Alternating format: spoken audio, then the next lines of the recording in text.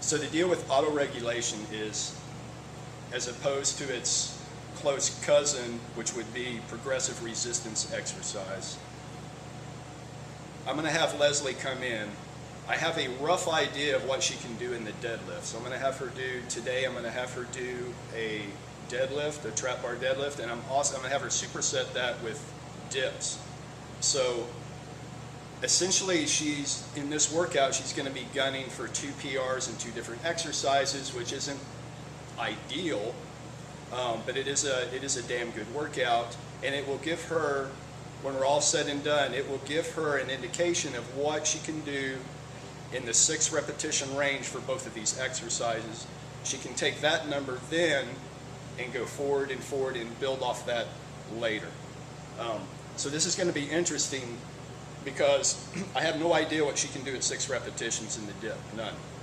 I know that she can do roughly 12 repetitions body weight, which is fantastic for a female, by the way, to be able to pull that off. So we'll see what she can do loaded at 6 repetitions. In the deadlift, I have a little bit better indication of what she can do, although we're going to switch that up. She has been pulling from a high bar position. I'm going to flip this around, have her pull from a low bar. So starting off, like I said, what I've written up is an auto-regulation template. If I were to look at this template, there's 4 sets. There's 2 lead-in sets, and then there's 2 what I would call money sets or working sets. The whole idea for the lead-in sets is just to prime the body, prime the muscles, prime the joints, the connective tissue, the central nervous system. It's just a bit of a build-up before she goes all out and attacks the 2 money sets at the end. Now, 4 is the template. She's going to wind up doing more than 4 sets because I feel like that for a trap bar deadlift, she's going to need at least 1 more set in there to kind of bring her up safely to her maximum working weight. So the thing is here, I want to build her up safely. I want to get her CNS primed. I want her warm. I want her ready to go. I want her to be able to feel a heavy weight, but I don't want to fatigue her to the point to where now when she does get to the working sets, she's too far fatigued and now she starts to tank. So this is a little bit of a juggle here. I also just don't want to throw a heavy weight at her right off the bat because she's not going to be ready for it. She'll either, she just won't go all out, for one. Her body will hold her back. She won't be able to input the force into the bar that she needs to. Whenever we get to the dips, she's probably going to do 1 less set, and I'm just kind of thinking in my mind here, she's probably going to do 1 less set on the dips than she will on the trap bar deadlift because she doesn't need as much lead in on the dips as she will for the trap bar deadlift. So whenever I go through an auto-regulation session, the total amount of sets that I'll do per exercise is generally no more than 6. Because I find that even with a deadlift, if we throw in that 7th set in the front end and try to build up, it's a little bit too much fatigue and you'll fall off on the 2 sets that really, really matter, which are the last 2. And as I go through this, I'll talk about loading and I'll talk about what she's going to do once we find her maximum at 5, 6, 7 repetitions, somewhere in there. And we'll talk about that because from that number she will then leapfrog into the next workout the next time she does trap bar deadlifts. If she chooses to do it, if she chooses to auto-regulate it, then she can fold right into it. So what's the big difference between auto-regulation and linear periodization? Linear periodization would be today's deadlift day, today's my whatever 5th in a series of deadlifts, which means I have to throw X amount of weight on the bar to be successful. It's very regimented, stair step up. Every time I come in to do a deadlift, I throw more weight on the bar. I come back in, I throw more weight on the bar. It's a little bit more calculated than that, but essentially that's what it boils down to. The problem with that is it works great for beginners and people who are don't have a lot of training experience under their belt, but obviously that taps out after a while. You can't continue to add weight on the bar and go up every session. Eventually you hit a plateau. That plateau can then lead to frustration, it can lead to program hopping, it can lead to a whole lot of other things that just turn ugly. With auto-regulation, well, let me back up. So why would someone plateau in their maximum output? There's a gazillion different reasons, not the least of which would include the overall stresses on the body, and that could be everything from how I worked out yesterday to how was my sleep last night, how were my eating patterns, did I have a fight with my wife? All of these things add up to overall stress on the body, and the thing is, the body registers stress, whether it's physical, mental, or any other way. So if Lesley were to come in, I would say, Lesley, today's 200 pounds on the deadlift. You have to get 7 repetitions. Maybe she's up for it. Maybe she could come right in, bam, knock it out. But I don't know, maybe something's going on with her life. Maybe she worked out really hard yesterday. It could be anything. She comes in, she doesn't hit 7 repetitions, now what? Now my whole linear progression is hosed up. With auto-regulation, that's all taken into account. If you don't hit your target, it's not a big deal. You don't let it get to you. But you have put in a good workout. You've got a great workout in, and now I call it keeping the table set. So now the table's set, I may go months and not be able to beat my maximum output, and then one day you make a jump. Why would you happen to jump just out of the blue? If we knew that, we'd all be rich. Nobody knows. I mean, it's just a whole conglomerate of things that come together and make for a fantastic output for one day. But you don't know when that one day is going to be.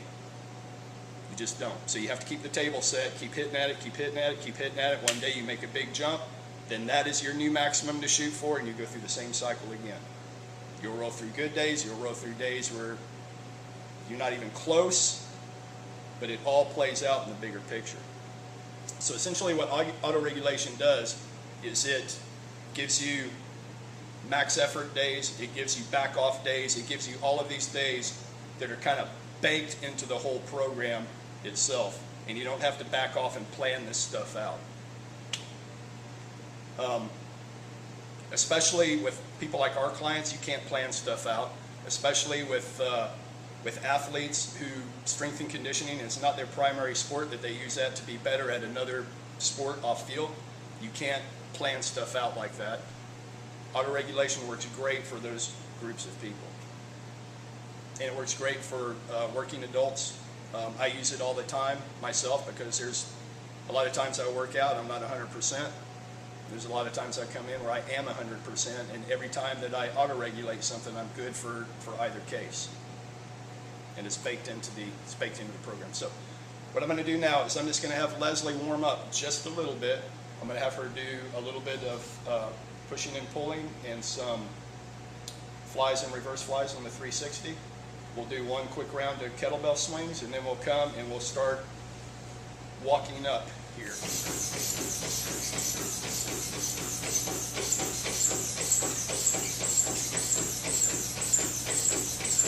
5 more seconds. And stop right there. Back off for just a bit. Good.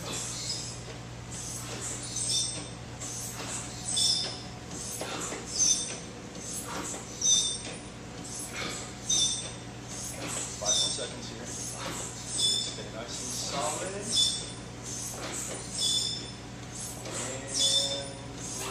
there, just a bit more if you would. Brett, would you mind grabbing 2 of the Ollie size 25s and just kind of keep them stable?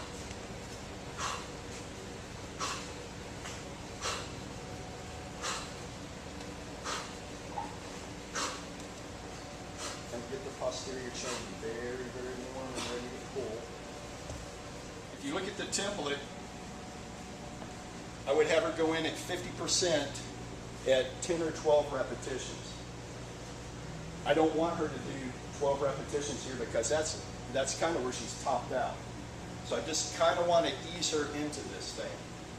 So I'm going to have her go body weight at maybe 8 repetitions or so, and then come on down. Okay, so we're just kind of building up. We go into the next, I'll hang a little bit of weight on your waist, and we'll go up a little bit more. So this is OCD as we come.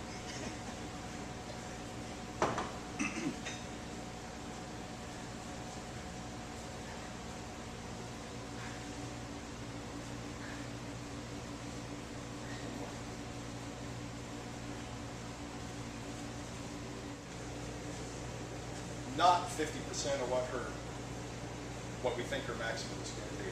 Okay, this is one of those extra sets that I said in a trap bar deadlift. I'm going to throw in an extra set. This is less than what her expected, half of her expected maximum is. Okay, and I just want her to get just a little bit more here. So we're going to go for 10 in this way. Okay.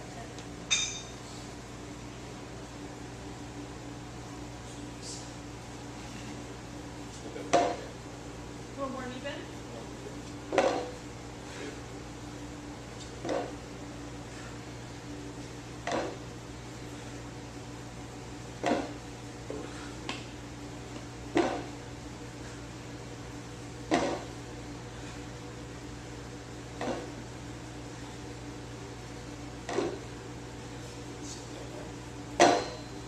This is second. Yep.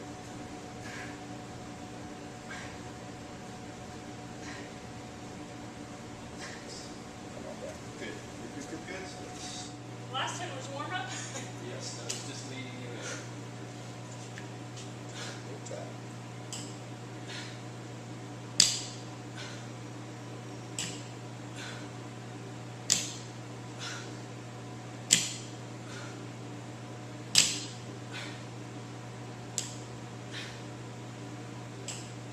Set that down. Good. We're right back to the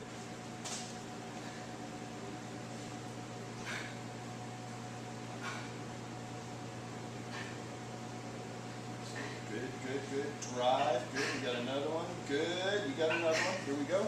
Up. Good. Right there. Good. Excellent. 2 sets less than what her trap bar deadlift is going to like to be. She got 7 to 10. Simply because she's going to go over the cliff otherwise. 6 perfect repetitions. Good.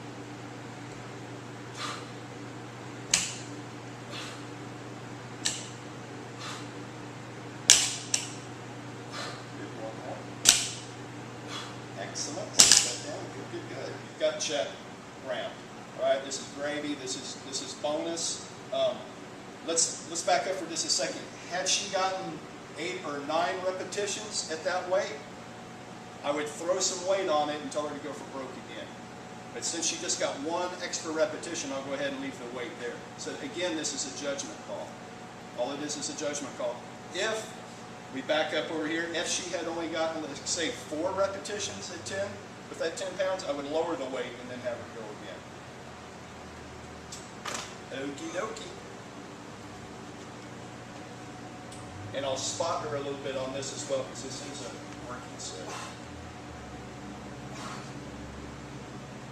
Good. Up.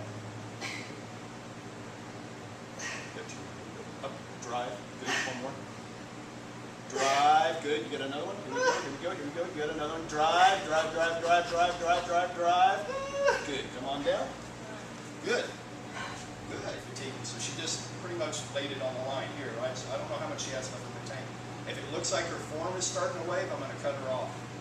Because I want her to take 1 shot at really kind of pushing the weight. If you get 6, we're going to keep right on going, okay? As long as your form hangs out. Big drive. Keep the core very tight. Good. Solid. Drive.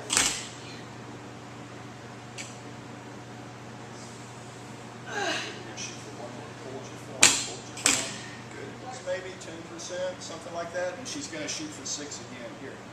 Okay, she's pretty much done here, but we still want to get some more work out of her. So this is I would call this the gut check.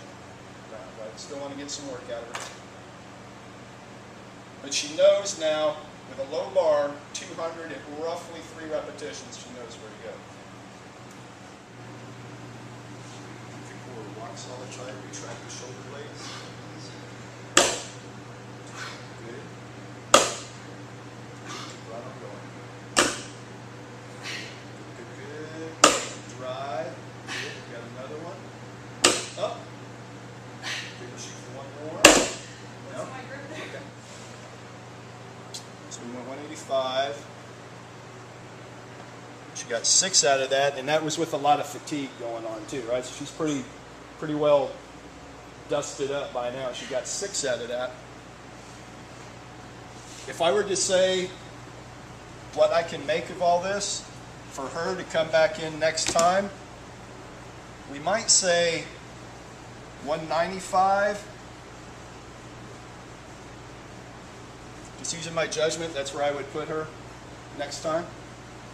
Just to work it in a workout, you mean? This is where I would start. This is where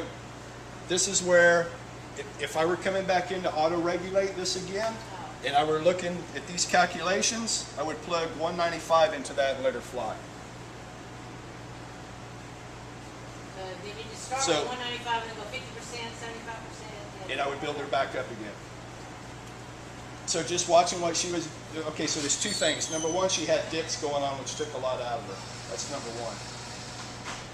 Number 2, you can see where her grip was giving out. So I might say, even though people would hate me for this, I might say, hey, let's go ahead and wear some wrist wraps, okay? Because I think your grip, I think you've got a lot left in your body.